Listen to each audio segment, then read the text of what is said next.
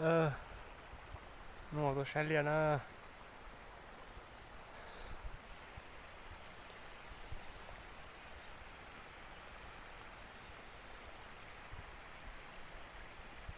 Là cái tin này trả cho lên đọc cần á. Ui cho bật tí nhá. Bật tí thắt tay vô đó thì ở đó nè, bật tí nè. Ở cho nó nha, lại cho xưa. Ta sẽ cũng giống cờ chứ. Đọc cần có nữa, ô sa. Sa tụi nó là con đò. Nó cho sa thì cũng cho nó là con đò thế. Buồn trả đọc cần á. Có bỏ chụp buồn. Đã khó này bỏ nó nè. Đọc cờ liền. Bên mong lên đọc cờ liền.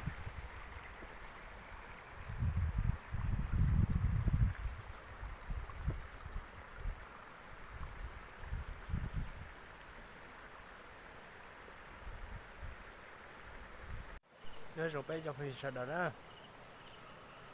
Nông nó tôi sai liền tôi không chỉ liền nè. Tôi chơi lúc đó nè. Thôi cho chỉ thế nè. Bên mong mà. Cứ cờ nè. Ôi liền rồi nhưng mà giờ chỉ tâm phong giờ giống như tao nó nè.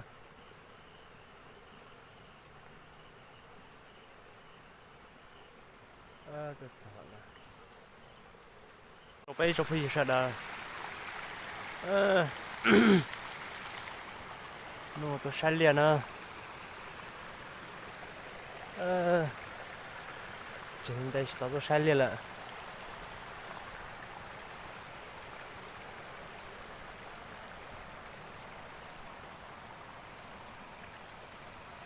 Liệt quạt tà nữa. Bây giờ tao tỏ cho đây một xíu nè, quạt tà này.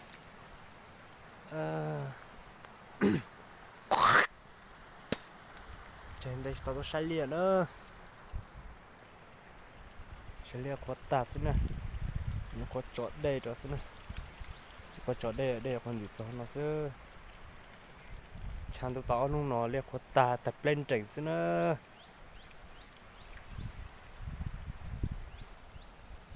Nó bán những tua sai liệt theo tua bông bông chi nè. Bông chi cho lấy gặp lấy rồng gì nè. Chỗ liệt quạt tà đấy ơ.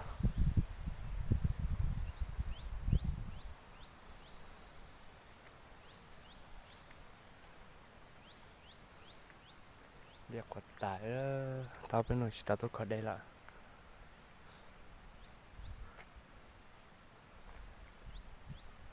Lên đọc cờ nữa. Cái tin nên trà đây cho mong cô lên đọc cờ nữa.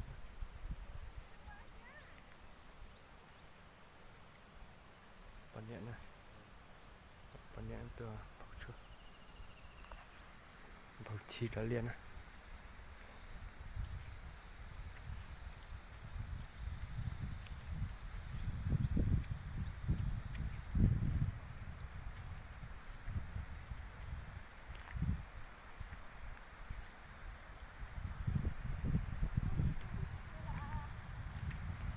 Phong hả?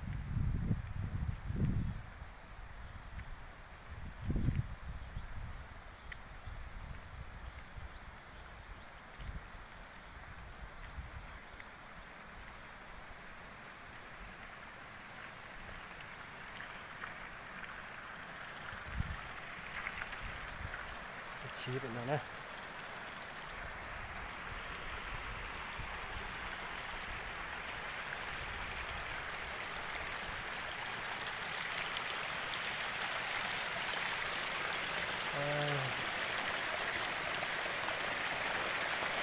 Trên đây sao có sai lịa. Có sai là mình lọ hành đọc cái dòng hành đọc này.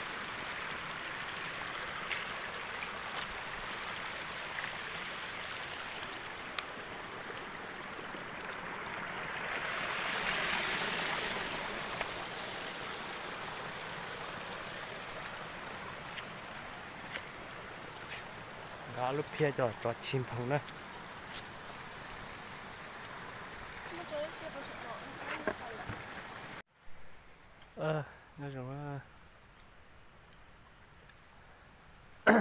những tua sai liệt thì tuần bầu chi liam bầu chi lọt nạ thì chỉ cứ lọ sai tậu nữa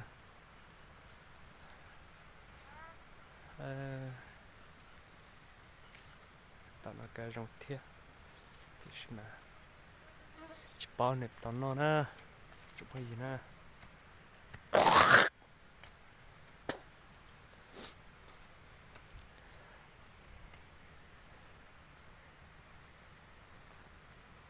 cho nó là tạo bao rồi nè nhưng không là tạo bao nữa hai chụp bao này